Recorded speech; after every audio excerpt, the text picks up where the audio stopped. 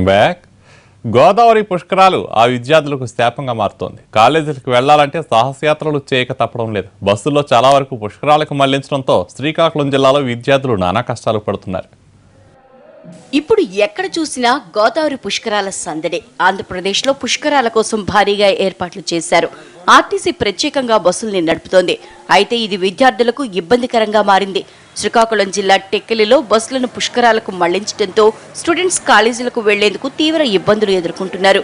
బస్సులు టైంకి రావు, వచ్చినా జనాలతో కిక్కిరిసిపోతున్నాయి. దీంతో కాలేజీకి వెళ్లాలి అంటే విద్యార్థులు సర్కస్ ఫీట్లు చేయటం తప్పట్లేదు. ప్రమాదం అని తెలిసిన విద్యార్థులు బస్ స్టాప్ పైకి ఎక్కి ప్రయాణం చేస్తున్నారు.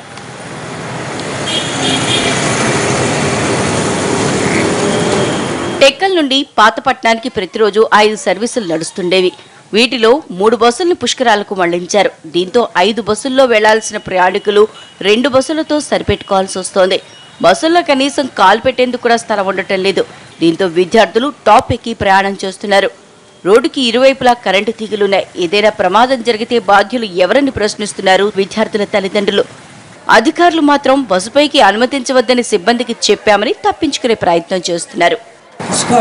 సందర్భంగా మేము 5 బస్సులు తిరిగిన రూట్లో బస్సు తగ్గించడం జరిగింది సార్. అదేవిధంగా పాతపట్నం సర్కిల్లో కూడా 5 బస్సులు తిరుగుతున్నాం.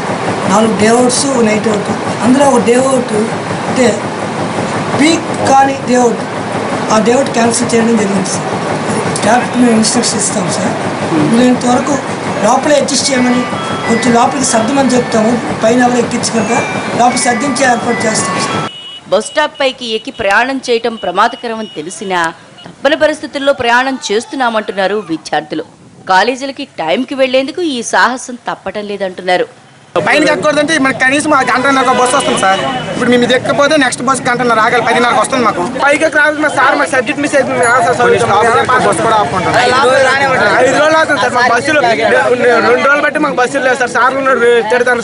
విద్యార్థుల ఇక్కట్లను గుర్తించి బస్సులను పునరుద్ధరించాలని, ప్రమాదం జరగకముందే అధికారులు మేల్కొనాలని స్థానికులు కోరుతున్నారు.